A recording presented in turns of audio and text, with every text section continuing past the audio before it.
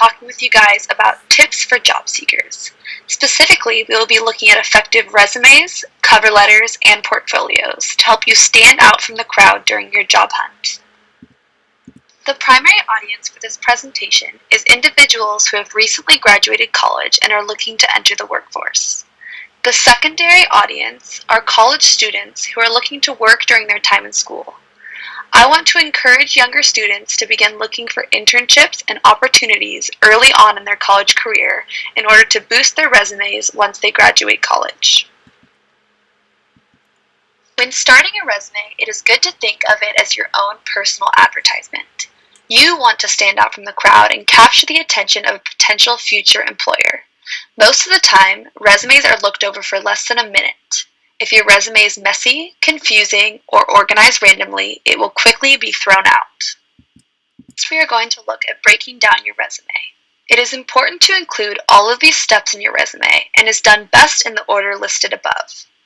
To begin, you want to make sure that you have your updated contact information at the top so potential employers know how to reach you. Keep in mind that employers will likely do a Google search on you, and it is important that you keep your social media professional. Underneath your contact information, you will want to list your career objectives. Make sure you are specific in spelling out the job you want. Vague objectives could make employers believe that you do not have long-term goals and are unsure about where your career is headed.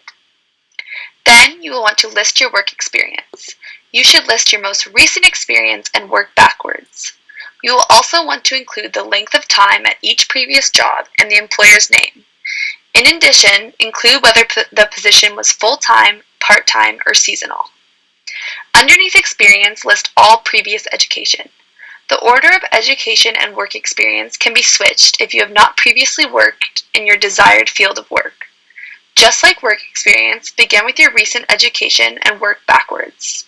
It is unnecessary to include high school unless this is your highest level of education or you received awards that justify its addition. Next, you should include any awards or skills that are relevant to the given position. If you have little work experience, this section would be a good section to add additional information to. Lastly, include 3 to 5 references of individuals who provide a strong assessment of your character. These references should not include non-work friends or family. Next, we are going to look at cover letters. There are 2 types of cover letters, solicited and unsolicited. Solicited cover letters are for jobs that have been advertised or brought to you by word of mouth. Unsolicited cover letters are for jobs that have not been advertised. First, I will go over the general format for a cover letter and then explain some of the things to focus on for unsolicited cover letters. A cover letter should have an introduction, body, and conclusion, just like most written works. In the introduction, make sure you get to the point. Explain the job you are interested in and where you saw it. Identify who you are and your background. If someone from the company recommended the job to you, name them if you have their permission. The body of the cover letter should have specific details. Try and come up with examples about your skills rather than listing them. If you are organized, explain a time when this came in handy rather than listing it just as a skill set. This is the part where you explain why you would be a good fit for this job. In addition, try and explain why you are interested in this specific job. Is it connected to something you are passionate about? Is it a part of your 5-year plan? In the conclusion, you want to restate why you are interested and indicate that you are willing to relocate/retrain if necessary for this position. Cover letters require putting yourself out there to get a job that might not even exist. This shows you have initiative and are willing to strive for a job of your dreams. These letters follow the same format as other cover letters, but they must grab the reader's attention right away. State why there is a need for this position that you are looking for within the specific company. The reader might not be looking to hire, so they must be convinced of why they should hire you. Try and address the letter to whoever is most likely in charge of hiring within a company. Here are a couple more tips for cover letters. Avoid being vague. Potential employers want specifics that set you apart from other candidates. Show enthusiasm whether it is the job of your dreams or not. Potential employers want to see that you are motivated and have a desire to work there, even if you are just looking for an income. Try to get to the point because employers will not continue to read a cover letter that drags on. Lastly, avoid sucking up through a cover letter. Employers are looking for someone who will be good at the job, not someone who can tell them how great the company is. The letter is about how you'll fit into the company, not about how strong the company is already. We will look at portfolios and e-portfolios. These are best used for people that work in creative careers and are a good way to show the work that they have done in the past.